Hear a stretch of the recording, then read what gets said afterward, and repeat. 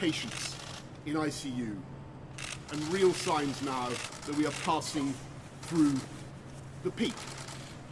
And thanks to your forbearance, your good sense, your altruism, your spirit of community, thanks to our collective national resolve, we are on the brink of achieving that first clear mission to prevent our National Health Service from being overwhelmed in a way that tragically we have seen elsewhere. And that is how and why we are now beginning to turn the tide. If this virus were a physical assailant, an unexpected and invisible mugger, which I can tell you from personal experience it is, then this is the moment when we have begun together to wrestle it to the floor. And so it follows that this is the moment of opportunity, this is the moment when we can press home our advantage, it is also the moment of maximum risk. Because I know there will be many people looking now at our apparent success and beginning to wonder whether now is the time to go easy on those social distancing measures.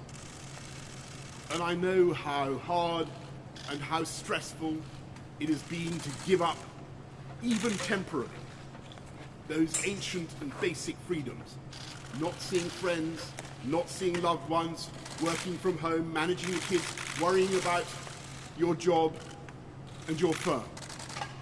So let me say directly also to British business, to the shopkeepers, to the entrepreneurs, to the hospitality sector, to everyone on whom our economy depends.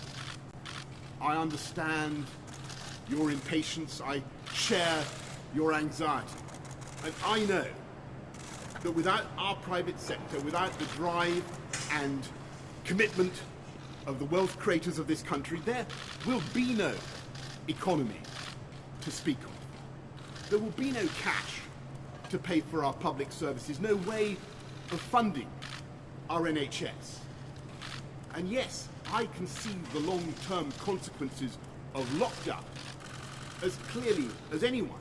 And so yes, I entirely share your urgency. It's the government's urgency.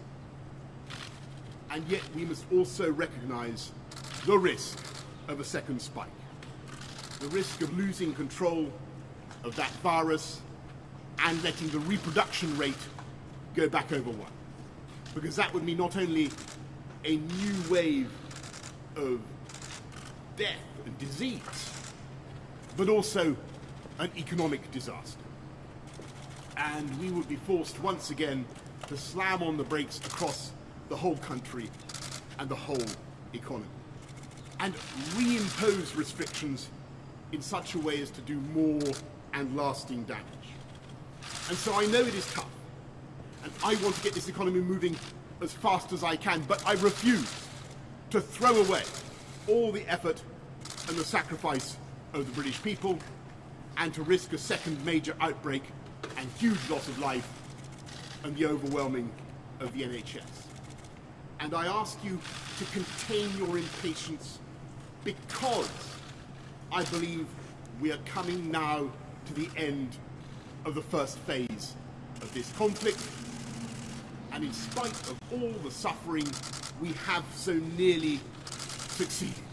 We defied so many predictions. We did not run out of ventilators or ICU beds. We did not allow our NHS to collapse. And on the contrary, we have so far collectively shielded our NHS so that our incredible doctors and nurses and healthcare staff have been able to shield all of us from an outbreak that would have been far worse. And we collectively flattened the peak. And so when we're sure that this first phase is over and that we're meeting our 5 tests, deaths falling, NHS protected, rate of infection down, really sorting out challenges, testing and PPE, avoiding a second peak, then that will be the time to move on to the second phase, in which we continue to suppress the disease and keep the reproduction rate, the R rate down, but begin gradually to refine the economic and social restrictions, and one by one to fire up the engines of this vast UK economy. And in that process, difficult judgments will be made. And we simply cannot spell out now how fast or slow or even when those changes will be made, though clearly the government will be saying much more about this in the coming days. And I want to serve notice now that these decisions will be taken with the maximum possible transparency. And I want to share all our working and our thinking, my thinking, with you, the British people. And of course, we will be relying, as ever, on the science to inform us, as we have from the beginning. But we will also be reaching out to build the biggest possible consensus across business, across industry, across all parts of our United Kingdom, across party lines, bringing in opposition parties as far as we possibly can, because I think that's no less than what the British people would expect. And I can tell you now that preparations are underway and have been for weeks to allow us to win phase 2 of this fight, as I believe we are now on track to prevail in phase 1.